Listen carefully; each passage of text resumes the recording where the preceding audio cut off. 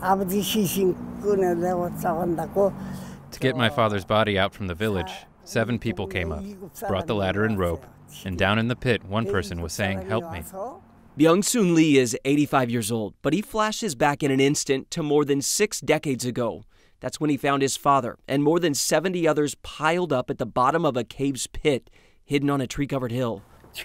Everyone was shot to death. Mr. Lee says one man escaped with his life. We brought down the ladder and rope, and he said, "Thank you, thank you, thank you." He seemed startled and ran away. It was October 1950 in Gomjeonggol at the beginning of the Korean War when Mr. Lee says neighbors were sometimes indistinguishable from the enemy. His father was a city leader when North Korean communists overtook the area. When the South Korean army recaptured control a few months later, his 49-year-old father, who had once kept the city running even while it was occupied by the North, was labeled a traitor. What was the charge that they killed your dad for? They called my dad a collaborator because he was in charge of the agricultural committee, and he was the vice mayor of the village.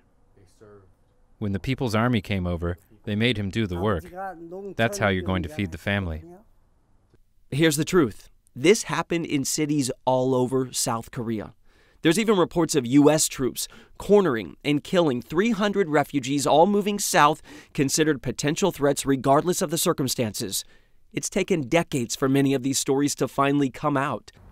Those murdered in July 1950 alone were 300,000 people.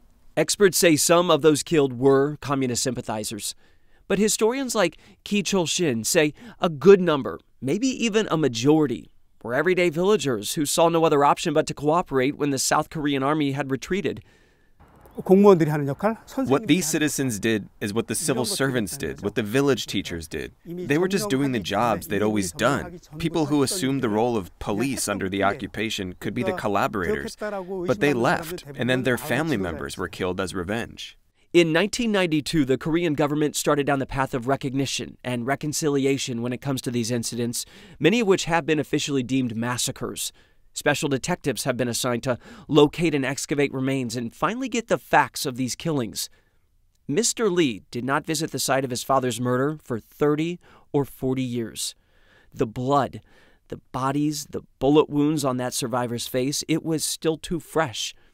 Now, Mr. Lee told me, it's his final mission to see the remains of his family and his neighbors restored to respect, one final sign of dignity. The people who were sacrificed here should all be cremated and buried together. Or a museum should be built to show people what happened. Beyond everyone remembering the history of what happened with your father and other people, I wonder what the lesson you want them to learn is. The lesson that is valuable is that this kind of war should never happen again. Picking who lives and dies because of an insignificant ideology is just not right. Mr. Shin tells me this is just one of 160 confirmed locations with similar cases, involving up to 1 million deaths. So as the Korean Peninsula moves toward peace, many of these families are hoping for answers and action.